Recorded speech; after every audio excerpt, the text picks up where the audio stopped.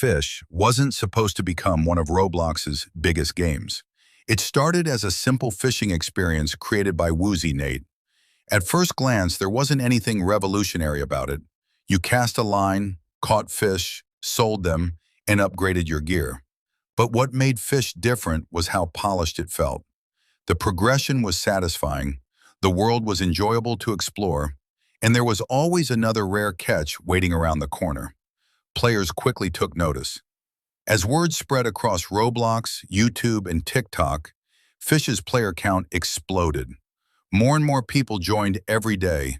Streamers played it, content creators made guides, and entire communities formed around finding rare fish and discovering secrets. What began as a small project had suddenly become one of the biggest success stories on the platform. The game's growth seemed unstoppable. With millions of visits pouring in and a massive community forming around it, Fish attracted attention from bigger players in the Roblox industry. Eventually, the game became associated with Big Studio, is known for ruining games by making it really pay to win, and Fish was no exception.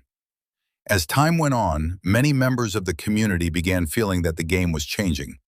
Updates became more controversial. Balancing decisions sparked debates, and some players felt that the focus had shifted away from the elements that made Fish special in the first place. Community discussions became increasingly negative. Players who had spent countless hours in the game started voicing concerns.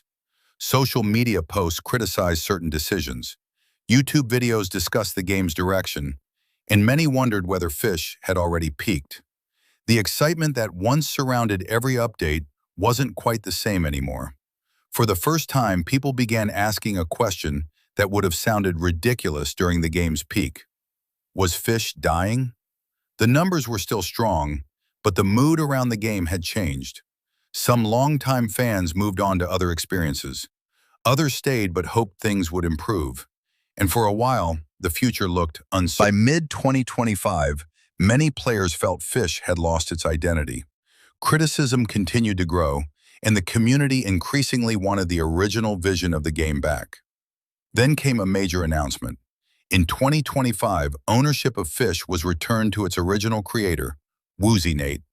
The news spread quickly across the Roblox community and was celebrated by many longtime fans.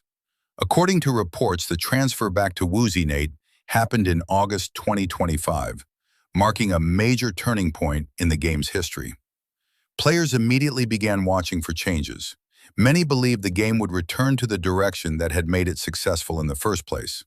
Following the ownership change, updates focused more on gameplay improvements and quality-of-life features. Community sentiment began improving, returning players gave the game another chance, and Fish started regaining momentum.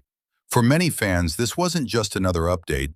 It felt like Fish was finally coming home. If you want more content like this, consider liking and subscribing because I want to hit 50 subs.